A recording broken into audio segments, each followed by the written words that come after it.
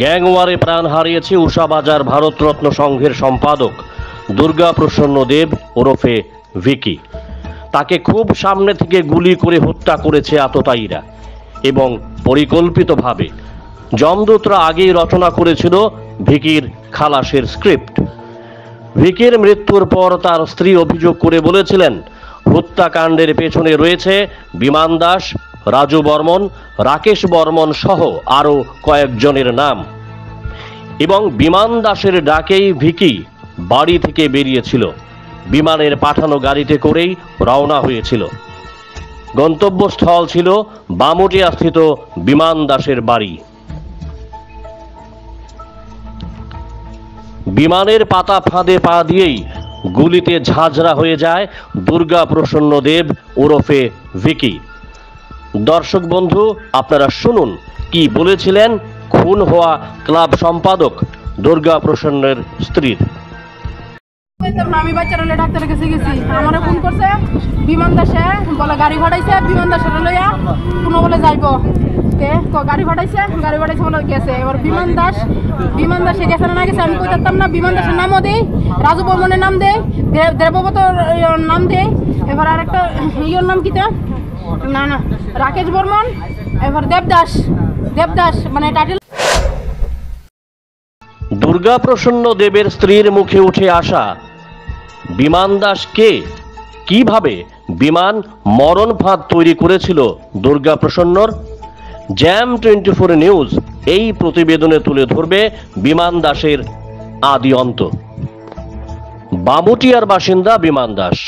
পুলিশের খাতায় বিমান একজন দাগী অপরাধী। অস্ত্র কারবার থেকে নেশা কারবার, খুন, অপহরণের বহু অভিযোগ রয়েছে বিমান দাসের বিরুদ্ধে। এবার শুনুন বিমান দাসের অপরাধের রিপোর্ট কার্ড।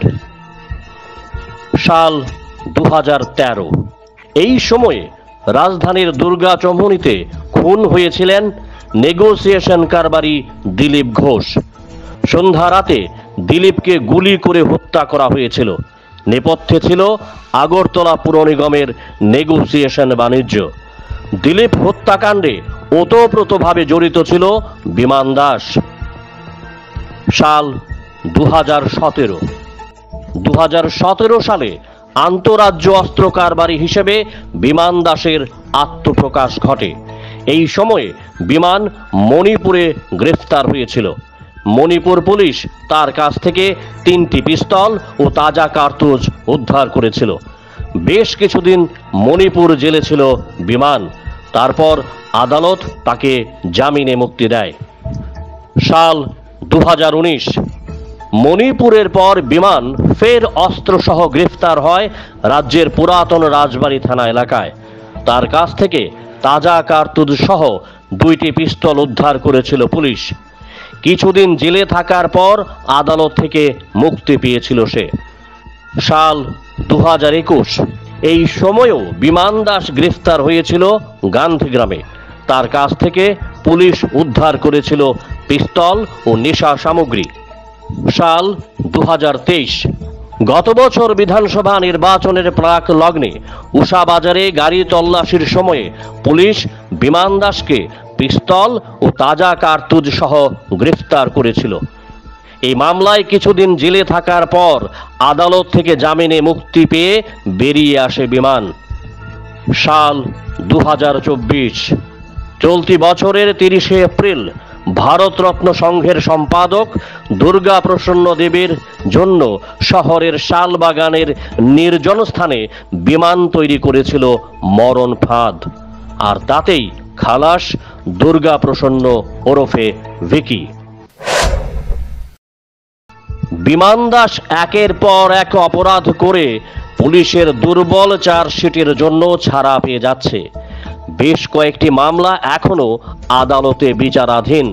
কিন্তু অবাক করার মতো বিষয়, বিমান দাসের মতো দাগী অপরাধীর বিরুদ্ধে পুলিশ প্রশাসন নাসা প্রয়োগ করছে না। দাগী অপরাধী বিমান দাস একসময়ে থাকত শহরের বর্ডার গোলচক্কর এলাকায়, পরে চলে যায় বামুটিয়া অঞ্চলে। রাজধানীর মঠ চৌমুহনীতে পার্টনারশিপে দিয়েছিল টাইলসের দোকান। এরপর বেশ কিছুদিন স্টেট ব্যাংকের লোন রিকভারি এজেন্সির এজেন্ট হিসাবে কাজ করত। রিপোর্ট কার্ড থেকে স্পষ্ট অপরাধ জগতে বিমান দাস কত বড় হস্তি, কিন্তু পুলিশ বিমানকে স্থায়ীভাবে আইনের মার পেঁচে বন্ধন করতে ব্যর্থ। আমি বাচ্চারা ডাক্তারের কাছে গেছি, আমার ফোন করছে বিমান দাসে, বলে গাড়ি ভাড়াইছে, বিমান দাসের লইয়া কোনো বলে যাইব, গাড়ি ভাড়াইছে বলে গেছে। এবার বিমান দাসে গেছে না গেছে আমি কইতাম না। বিমান দাসের নামও দেই, রাজু বর্মনের নাম দেই, দেবব্রতর নাম দেই, এবার আরেকটা ইয়ের নাম কিতা না রাকেশ বর্মন, এবার দেবদাস মানে title. Bureau report, jam 24 news.